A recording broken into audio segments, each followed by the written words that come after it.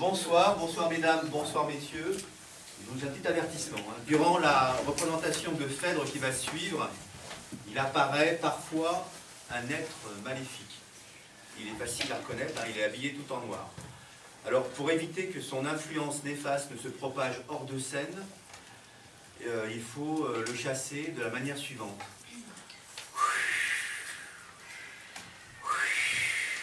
Voilà, c'est à vous.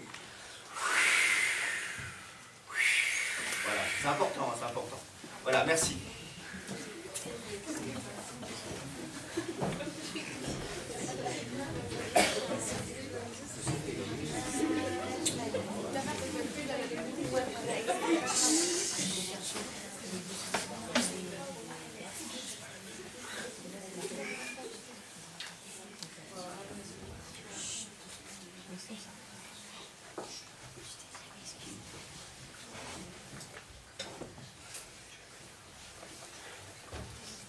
Le destin en est pris. Je pars, cher Théramène, et quitte le séjour de l'aimable Théramène.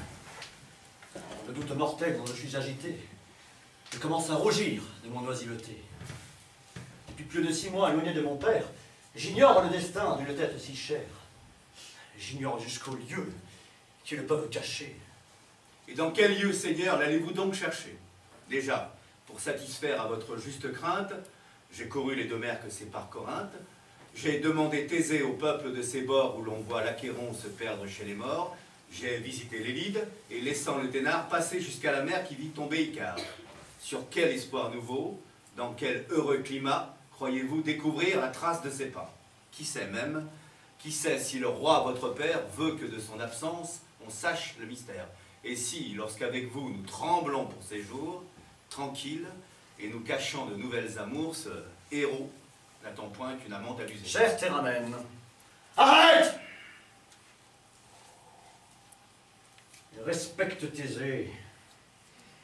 Ces jeunes erreurs désormais revenues, par un indigne obstacle, il n'est point retenu. Et fixant dès ce vœu la constance fatale, Phèdre depuis longtemps ne craint plus de rival. Enfin, en le cherchant, je suivrai mon devoir, et je fuirai ces lieux que je n'ose plus voir. Et depuis quand, Seigneur, craignez-vous la présence de ces paisibles lieux si chers à votre enfance, et dont je vous ai vu préférer le séjour au tumulte pompeux d'Athènes et de la cour? Quel péril, ou plutôt quel chagrin vous en chasse? Je te retournai plus. Tout a changé de face depuis que sur ces bords les dieux ont envoyé la fille de Minos et de Pasiphae. J'entends de vos douleurs la cause méconnue. Phèdre ici vous chagrine et blesse votre vue.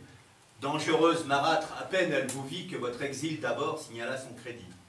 Mais sa haine sur vous autrefois attachée, ou s'est évanouie, ou s'est bien relâchée. Et d'ailleurs, quel péril peut faire courir une femme mourante et qui cherche à mourir? Phèdre, atteinte d'un mal qu'elle s'obstine à taire, lasse enfin d'elle-même et du jour qui l'éclaire, peut-elle contre vous former quelque dessein? Sa vaine inimitié n'est pas ce que je crains. Hippolyte, en partant, fuit une autre ennemie. Je fuis. Je l'avouerai, cette jeune Aricie reste d'un sang fatal conjuré contre nous. Quoi? Vous-même, Seigneur, la persécutez-vous? Jamais l'aimable sœur des cruels Palantides trempa-t-elle au complot de ses frères perfides? Et devez-vous haïr ces innocents appas? Si je la haïssais, je ne la fuirais pas. Seigneur, m'est-il permis d'expliquer votre fuite?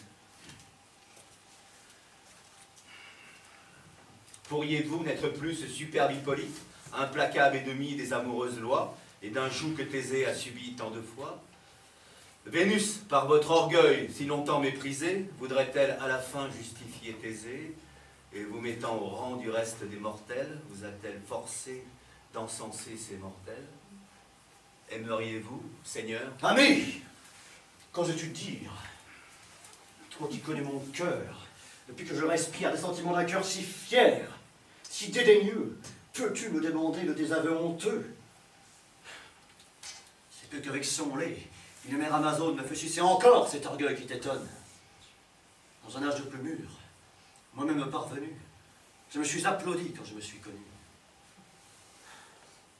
Attaché près de moi par un zèle sincère, tu me contais alors l'histoire de mon père. Tu sais combien mon âme, attentive à ta voix, s'échauffais au récit de ces nobles exploits. Quand tu me dépeignais, ce héros intrépide, consolant les mortels de l'absence d'Alcide, les monstres étouffés et les brigands punis, Procus, Sion, Chiron, Sini, et les eaux dispersées du géant d'Épidore, et la crête fumant du sang du Minotaure.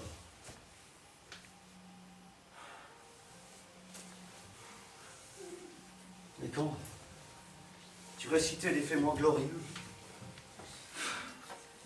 sa foi partout offerte et reçue en 100 lieux, Hélène et ses parents dans Sparte dérobés, Salémine témoin des pleurs de Péribée, tant d'autres, dont les noms lui sont même échappés, trop crédules esprits que sa flamme a trompé.